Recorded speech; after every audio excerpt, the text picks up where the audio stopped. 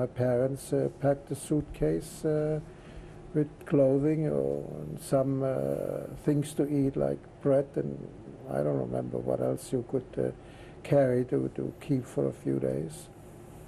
And we had a report to the which called the Kriminalpolizei, which was the secret service or criminal police.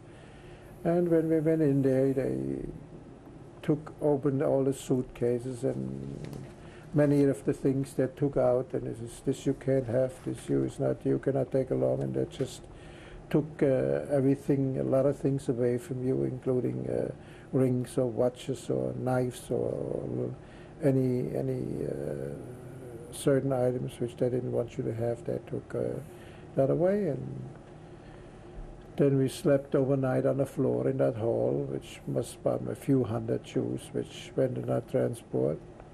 And the next day we just marched to the Bahnhof, which is the train station, and they loaded us on the trains. Well, we came to a station outside of Riga, and we were unloaded, and we marched to a camp. I mean, now I know it was a camp, and it was called Jungfernhof.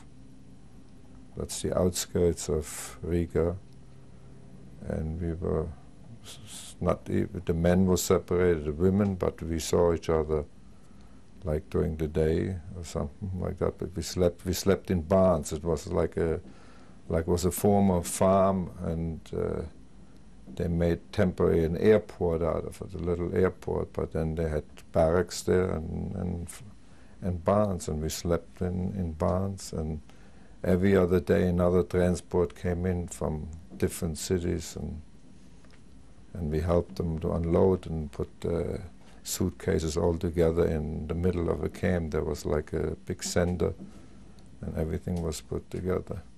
Well, then there was a lot of German soldiers, and there were also Latvian soldiers. With all of us,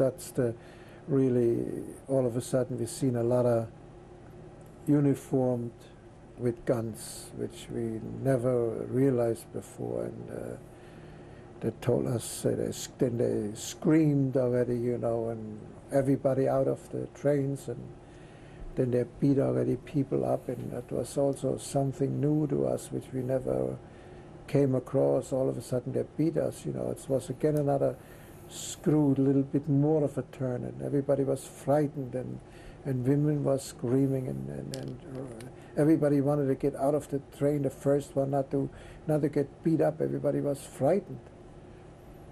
And after we came out of and it was winter, and it was very, very cold, and there was snow there.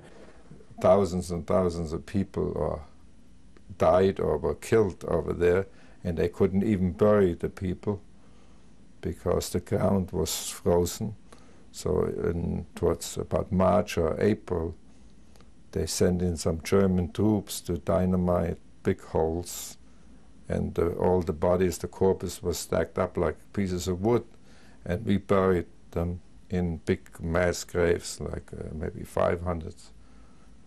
The ones that went to the right all went to Auschwitz, where my father went. And when the buses and trucks all left, I went back home, and when I came home, and I thought I would find my mother, because somebody told me your mother was on the left, and my mother was not there either. I remember one thing, I became bar mitzvah in this camp. How?